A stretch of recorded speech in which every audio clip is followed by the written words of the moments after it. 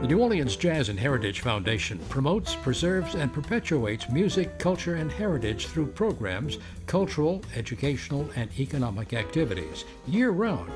Learn more at jazzandheritage.org. This program is brought to you in part by the Eugenie and Joseph Jones Family Foundation, a local foundation proud to support education, the arts, and culture in the greater New Orleans area. Support for this program comes from the Gail and Tom Benson Charitable Foundation, committed to funding educational causes.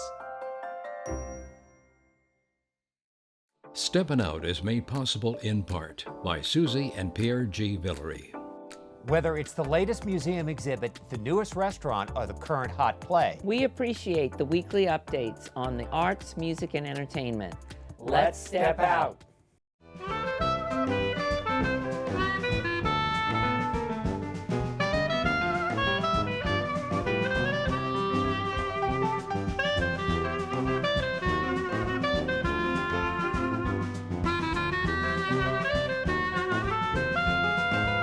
I'm Peggy Scott Laborde, and welcome to Steppin Out, with updates from the local restaurant, arts, and entertainment scenes. Joining me, Ian McNulty, food writer for the Times-Picayune, the New Orleans Advocate. Welcome back. It's great to see you. Great to be here, Peggy. Hello, Thank my you. dear. Hi. Alan Smason, editor of the Crescent City Jewish News and theatercriticism.com. Hello, sir. You've been busy. Yes. You've been busy. And Amy Williams, I'm so delighted, programs manager for the Historic New Orleans Collection. And we are going to talk about this exciting Antiques Forum, which really is exciting. It is exciting. So we'll talk more about that. Poppy returns next week. All right, Ian, something is fishy is going on in Mid-City, but in a good way. Sorry, I couldn't resist. Oh, Peggy. What I hear this complaint, this lament really all the time from people. New Orleans is a seafood-loving city. The restaurant menus are teeming with seafood. We're surrounded by waterways. Why don't we have a really great local seafood market like, you know, when you go out to Pensacola and you stop at Joe Patty's? Well, it's not Joe Patty's, but there is now Porgi Seafood Market in Mid-City, which is rolling together a lot of different things that I've been looking for personally, and I know will answer a lot of the needs that people who love food around New Orleans have. It's a small shop. It's on the corner of Bienville and Carrollton. It was once Cajun's. Later on, it was Bevy Seafood. Well, it opened as Porgi Seafood Market about a year and a half ago. It's a combination fresh retail seafood market and a restaurant, a modern restaurant and cafe. Look at this. The latest twist for Porgy's, though, has been in the last few months, where it has become the home of what are dubbed the lady mongers. So you know about a fishmonger, someone who sells fish. Well, they're taking a new approach to it. They're both two gals who love what they do. They love seafood. What kind of fish? That is a barracuda. Oh my gosh. That is a spear-caught barracuda that was nabbed off an oil rig in the Gulf, and that's representative of what they have on stock there. This is not your average catfish and some salmon flown in from somewhere else. This is the bounty of the Gulf. And the reason I love this lady mongers idea is because it is reframing the idea of the old-fashioned seafood market for a new generation. You know, the fish market, it needs to be cool again. It needs to have a presence on social media. It needs to engage with people who are starting their own families right now, who are just looking to go out and have a good time, a good meal, and a good drink. And that's exactly what Porgy's is. So the lady mongers, that's Caitlin and Camille, they're not putting on a show. They just have a big personality, and they're not shy about their enthusiasm for what they're doing. So you can follow them on social media and just go into the shop and see what they're doing. They will tell you everything they know about the fish they have in the case. They'll tell you what's good for sushi grade preparations at home. These guys. They'll tell you when this came in, often who caught it. Was it caught by, by a spear fisherman? Was it caught off of a small boat? And then they can feed you, too. This is a place with the same fish. They can cut it up for you to cook at home, or they can prepare it for you. Wow. It might go into a po' boy. It might be a special like this. Those are the fish collars, the fins of the fish that they fry up. If you love chicken wings, you'll love fish collars. That's not a muffalata, but a muffalettu, a ancestor of the muffalata, popular in Sicily and Italy, made with a really nice yellowfin tuna salad on muffalata bread. It's an umami bomb with some pecorino cheese in there, olives, fantastic. Porgy's is also an oyster bar. They have a great oyster happy hour that they do early in the afternoon. early in the evening, I should say, with specials on drinks. So you're getting nice wines, spritzes, cocktails, fresh oysters, the traditional ones we're familiar with off the reef, and the ones from the specialty producers around Grand Isle, the cultivated oysters. So this is a good place to explore what's new, what's different, what's timeless, all wrapped up in a package of the ladymongers who are there to present it to you. It's just a very engaging, friendly kind of place that meets you halfway and are really doing some interesting things. So it's a good place for lunch, a good place for a happy hour drink, and it's a great place to shop for some seafood to bring home. Well, there are so many deals to be had, okay, but first and foremost, you want to support our local restaurants. But happy hours, there are a lot of really great happy hour ideas, including one at Gabrielle, okay, and lots of different places. I mean, the list is long. Yeah, when you say happy hour and you think of a bar just slinging some cheap drinks in their slow shift, that's not what it is anymore. A lot of restaurants have embraced the idea of happy hour with food specials and drink specials. And Peggy, all summer I've been checking them out around town. In fact, I packaged a few as what I call the 2-course happy hour. Oh. So you start at one and you find another one that's close by, and you get them both, and you've got a full meal. This is not just snacks, but a full meal. Now you have to go early, of course, and play by the rules of their offers. But it turns an outing into a lot more fun, and it can be a good social experience too. Quick example of that is Maria's Oyster Bar down in the Warehouse District, a block away from Laborde Steakhouse. They both have great happy hour specials right now. If you're in the CBD, Desi Vega's Steakhouse has a fantastic happy hour right across the street. St. John. That's such a good idea. Right, go up down to Oak Street. Sukiban is just a world-class sushi bar.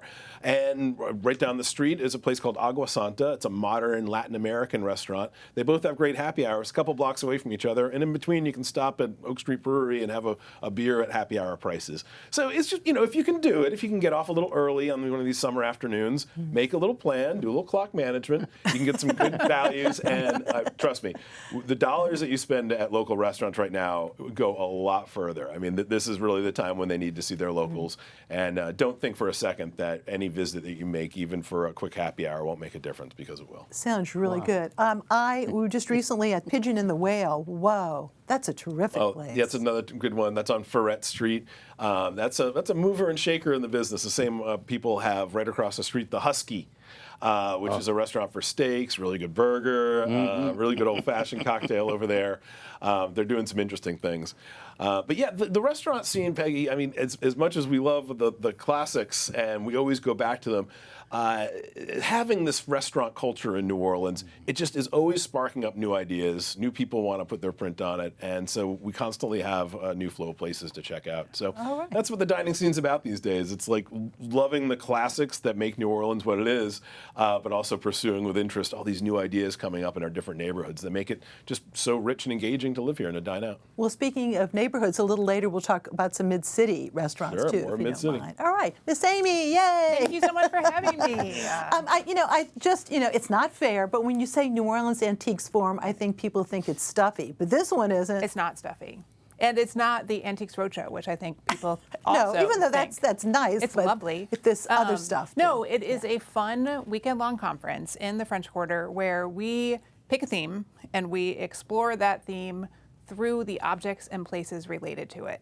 So this year we're looking at amusements. So it's delight and distraction, and all that means for us in New Orleans. And so we pick scholars and pick storytellers who can share the stories of those places and those things through the objects themselves. And we have some show and tell while you're talking too, just sort of generally. But when you say amusements, I was looking at the roster, and it's so much fun because it talks about billiards, okay, thoroughbred racing. Exactly. It's about places you'd go. Oh, the card game Boston. I keep thinking, this is my favorite session. This is going to be my favorite session. They're all my favorite sessions. As you're saying that, I'm like, oh, the billiards is going to be great. We're having an expert come from Williamsburg, and they have a historic billiards table that they had to take apart and move. And so she's going to talk about that object, the billiards table itself, and how they deconstructed it, restored it, and moved it into a new space at Williamsburg and put it back together, while she's talking about how like pub games in the 19th century. So what a better way to spend a half an hour than learning about Some it. of this is so precious, this little show and tell. Look at that Those little doll. dolls. Oh, my God. We do have a session on black dolls, which is going to be really interesting. So it's through the frame of black children and black women who made dolls and played with dolls again in the 19th century. So that doll is indicative of the kind of dolls. And that, I understand, is from it's actually a drawing from, from Rex. 1960, I believe. Yeah. So we're Look at this. There was a game. Isn't that fun? Of New Orleans. And I hate to say it, but that's an antique. I think that's from my childhood. Look at that in good shape too. We're opening the conference with a session on circuses and how they kind of transitioned from the early Bourbon Street. They were just for grown-ups for a while. They were seen as decadent and a little naughty, and then the Ringling Brothers really shifted that perception into something fun for the whole family. And Pontchartrain Beach. Yep. A lot of people remember that. The ultimate, you're talking about amusement park. Absolutely. Very, very fun. Yeah. And that's a great postcard, too. And it just shows you, oh my gosh, between the Zephyr, this is a little bit earlier days, but how large it was, too. We forget about that. I wish, when I want to go back in time in New Orleans, which is always, one of the places that I would go first would be to Pontchartrain Beach. How much fun, just to hear the bands and ride the Zephyr. And this is, darling, Park. from about approximately the 30s, Josephine Crawford. Carousels. There used to be, well, there's, of course, still is one in City Park. A long time ago was one in Audubon Park. We all have memories of carousels. That's right. know. So I like that it's not just board games, it's just a mix of places you would go. That's what we're talking about, That's Boston. the Boston game. My understanding is I think that is the Boston Club, the private men's club, is named after this game. Oh. Yes. Here's You're your the New Orleans first to say trivia. that. Here's your New Orleans trivia. Yeah, That makes because that sense. was a very, very popular game. So we are going to, our staff Men's is primary, endeavoring to learn the Boston game. It's rummy-esque. It's a rummy type game. So we can't use that one because that's an object in our collection. But we're gonna try to play the. I looked it up. It's a little complicated. Gotta tell you. We looked it up too. It's like, woo! It's daunting, but I think we can do it. We're gonna try. Well, it is a weekend. Let's It's talk August about 8th through 10th. Yes. And so it's sessions. That's it. So Friday, Saturday, Sunday. You can come for the whole weekend, which is what we hope people do because we're telling a story over the whole weekend, or any single day. So we'd love to have you for Friday, Saturday, and or Sunday. Yeah. Now, I'm sure there'll be some show and tell, and I understand there'll be some inside tours. Yes. So of the Friday collection. afternoon, we're going to have insider activities at the Historic New Orleans Collection. One of that is a show and tell in our reading room. So we're pulling objects from our collection that represent this theme. So games and dolls and all sorts of fun stuff. And then we're going to open up the museum, as well as the newly renovated Cape Paul's building, which we have recently acquired for staff space. And we're going to have an open house so attendees can tour that building and meet our staff members who will be working there. I was reading the fine print, and I noticed that if you buy a registration, that you actually have access to some other house museums in the neighborhood, That's in right. the quarter. So we That's work very with cool. the French Quarter Museum Association, which we're part of, and we're delighted to be part of. So we partner with the other museums to, if you show your pass, you can get into any of those museums. And we try to give people a generous lunchtime, a couple of hours, so they have time to go explore the French Quarter. And there's a few receptions thrown in there too, aren't A couple of receptions. Yeah. It's HNOC. We like to have Yeah, I was receptions. going to say, the HNOC definitely is so good at that. That's right. HNOC.org. Great. It's wonderful to have you with Thank us. you. Alan, you've been around, babe. Yeah, well, I'm a traveling man, as it were. But we'll talk about that in a little bit. Well, it's taken 10 years, Peggy, for the Tennessee Williams Theater Company in New Orleans to unveil its first production of Tennessee Williams' Cat on a Hot Tin Roof. And along with, Streetcar Named Desire and Glass Menagerie, it's considered the third jewel in the crown of his most famous works. But rest assured, the wait is well worth it. Directed by co-artistic director Augustin Carrero, Cat on a Hot Tin Roof possesses many outstanding qualities that really make it quite satisfying, not the least of his stellar casting there of Rebecca Elizabeth Hollingsworth in the role of Maggie. Playing Brick in a fairly understated performance is Brandon Kutfila. He is is full of disgust and liquor as he navigates life with little or no self-respect, blaming himself for the death of his best friend, Skipper. Now, Williams is credited as having written especially well with a woman's voice. And in Maggie, he has a strong-willed and determined leading lady, as Maggie Hollingsworth really proves that she can be as gracious as any genteel Southern belle, but she can go toe-to-toe in battle over what she truly wants, and what she truly wants is Brick. Jeremy, who plays the role of Big Daddy, has done this 4 times previously. Randy Jeremy, the suffering patriarch of the family. He feels a possible terminal diagnosis, but, you know, he's taken a toll on his life in the last few months. He begins to concentrate on what his legacy might be and what his life has accounted to thus far. He's given a little bit of a hope, and then he comes back. But despite Brick being capable, he wants nothing of what Big Daddy wants to offer, and pretends essentially to wallow in a, if you will, a sea of disgust. Act 1's largely the confrontation between Maggie and Brick, of course, while in Act 2, it's largely the confrontation between Big Daddy there and Brick. And he decides, well, what is it that is really eating him, if you will?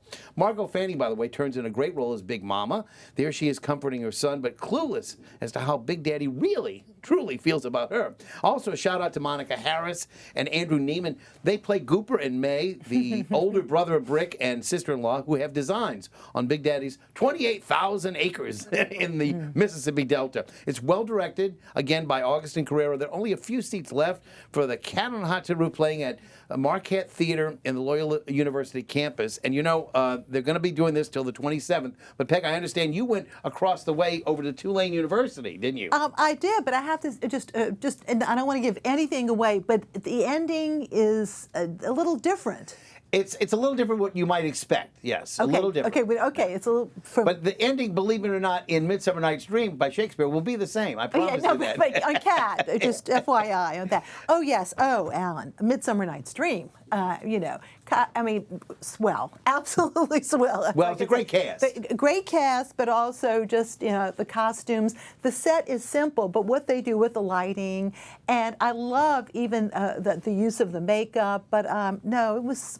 A good time was had by all. Just a quick note, I was out of town last weekend, and I'll explain that in just a second, but I was out of town, so I was not able to review Midsummer, but I am seeing it this weekend, and I will review it for next week. Good. Okay, so those of you who missed it yet... Yeah, this was your quick, mine was the quickie version of that. So why was I out of town? Well, I had the delight of seeing Broadway star Julie Benko in what she's really called the role of a lifetime. She played Eliza Doolittle in My Fair Lady, which was in concert. The site was the Aspen Music Festival in Colorado. And of course, if you go to Aspen, of course, you usually go to ski. I went to go see theater.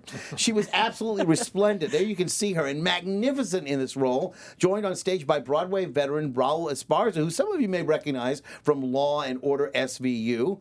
The ensemble... Well, Company, also Company. It was a Company, of course, back in 2007. The ensemble and supporting actors all were superb. There he is. You see Raul. There he is. And the orchestra was composed of mostly exceptional music students from the nearby Aspen Music program that they have. Anyway, I just really wanted to tell everybody, if you get a chance, they do this again, you'll want to see Julie Benko. If she does do the role on Broadway, she's magnificent. And I promise you, if you get to see her on Broadway, it's going to be worth the trip up there. Well, the month is July, Peg, and so the Stage Door Idol competition is now underway.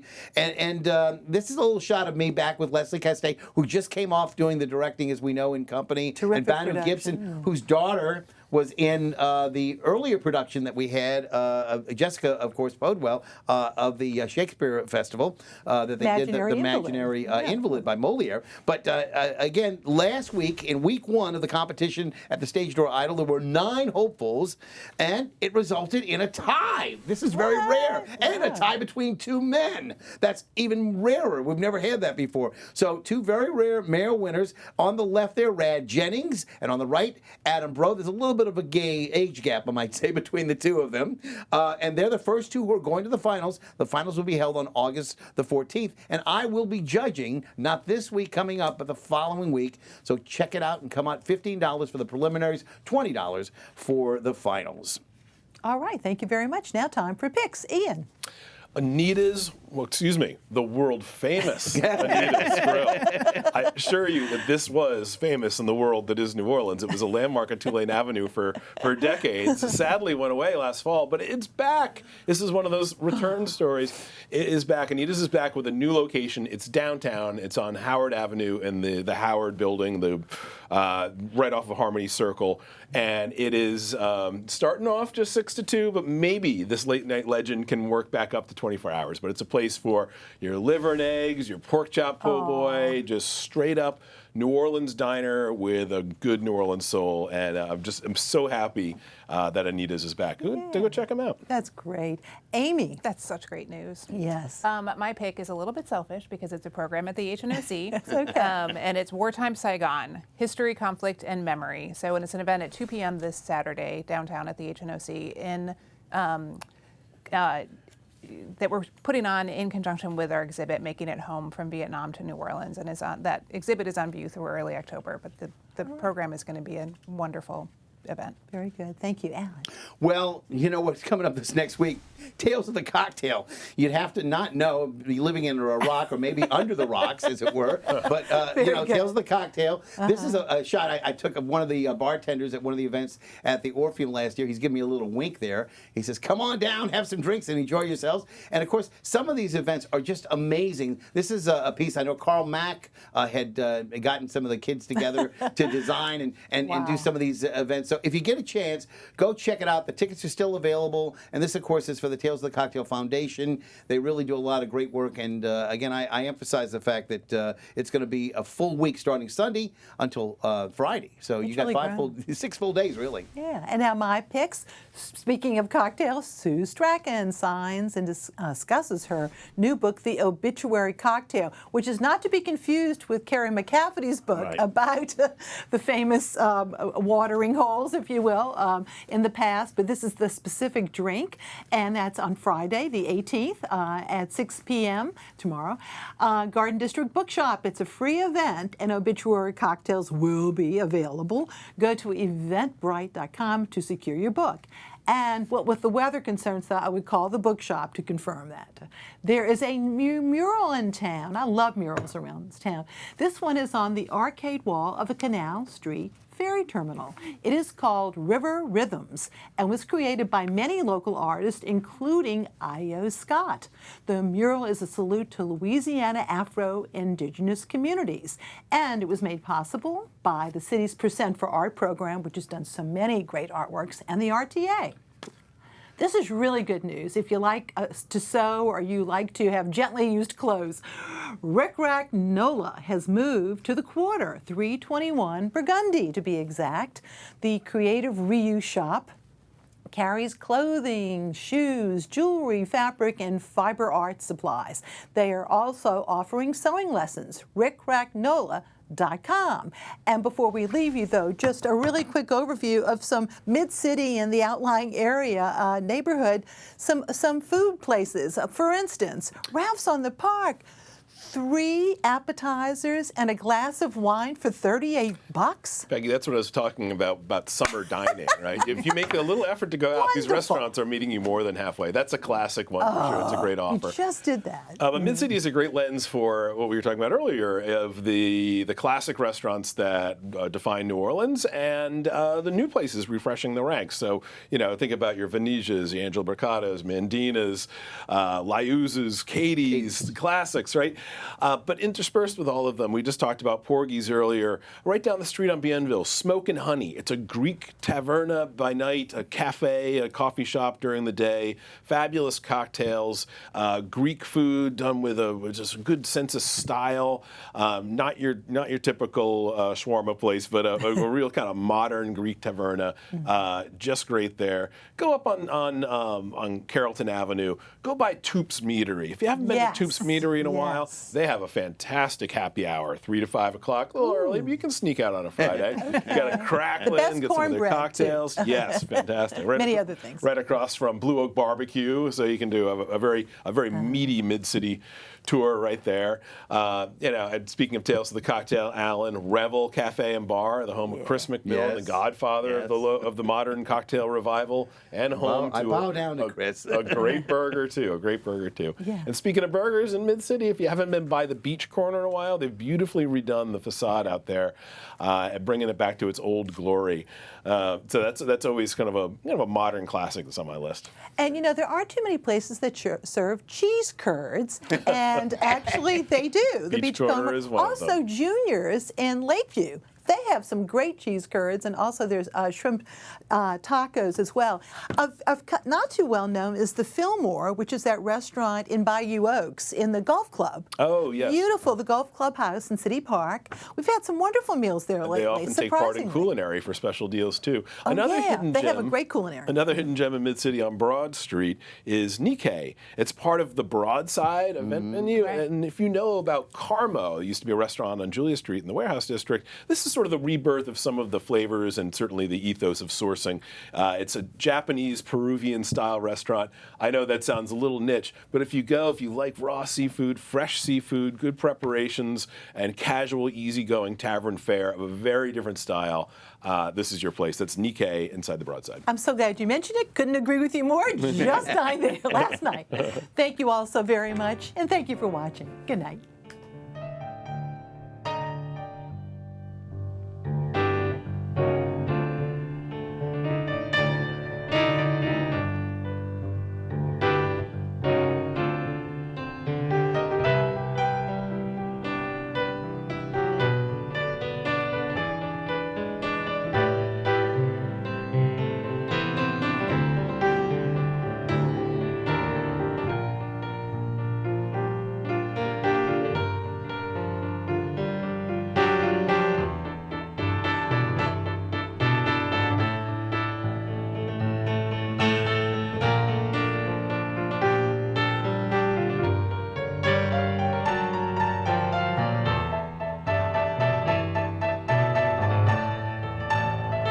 Programming on WYES is made possible in part by Susie and Pierre G. Villery. From Masterpiece to Nova, Antiques Roadshow to Agatha Christie. And of course, Steppin Out and Informed Sources. We are pleased to support public television. It's been our passion. For a lifetime. Support for this program comes from the Gail and Tom Benson Charitable Foundation, committed to funding educational causes. The New Orleans Jazz and Heritage Foundation promotes, preserves, and perpetuates music, culture, and heritage through programs, cultural, educational, and economic activities year-round. Learn more at jazzandheritage.org. This program is brought to you in part by the Eugenie and Joseph Jones Family Foundation, a local foundation proud to support education, the arts, and culture in the greater New Orleans area.